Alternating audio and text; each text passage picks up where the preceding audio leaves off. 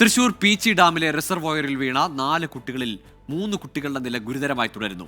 Thrissur medical കോളേജിൽ നിന്ന് വിദഗ്ധ ഡോക്ടർമാരെ കൂടി ചികിത്സാ സംഘത്തിൽ ഉൾപ്പെടുത്താനാണ് തീരുമാനം. പരിക്കേറ്റ കുട്ടികളെ ക്രിട്ടിക്കൽ കെയർ യൂണിറ്റിലേക്ക് മാറ്റി. സുഹൃത്തിന്റെ വീട്ടിൽ തിരുനാൾ ആഘോഷത്തിന് വന്നവരാണ് അപകടത്തിൽപ്പെട്ടത്. പാറയിൽ കാൽവഴുതി വീണെന്നാണ് നിഗമനം. പട്ടിക്കാട് സ്വദേശികളായ an grace, Aleena, Erin, Peechi സ്വദേശി നിമ എന്നിവരാണ് അപകടത്തിൽപ്പെട്ടത്. ഇതിൽ നിമ ഒഴികെയുള്ള കുട്ടികളാണ് ഗുരുതരാവസ്ഥയിൽ ആശുപത്രിയിൽ തുടരുന്നത്. പീച്ചി ഡാം റിസർവോയർ കാണാൻ വന്ന കുട്ടികളാണ് അപകടത്തിൽപ്പെട്ടത്. 2 പേർ പാറയിൽ കാൽവഴുതി വീഴുകയായിരുന്നു. രക്ഷിക്കാനിറങ്ങിയ മറ്റു 2 പേരും വെള്ളത്തിലേക്ക് വീണു. അപകട മേഖലയിലാണ് പെൺകുട്ടികൾ വീണത്. ചികിത്സയുമായി ബന്ധപ്പെട്ടൊരു പ്രയാസവും പ്രതിസന്ധിയും ഉണ്ടാകില്ല.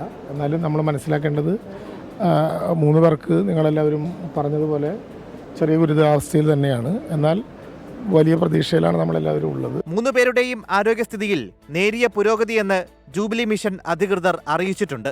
24 തൃശൂർ.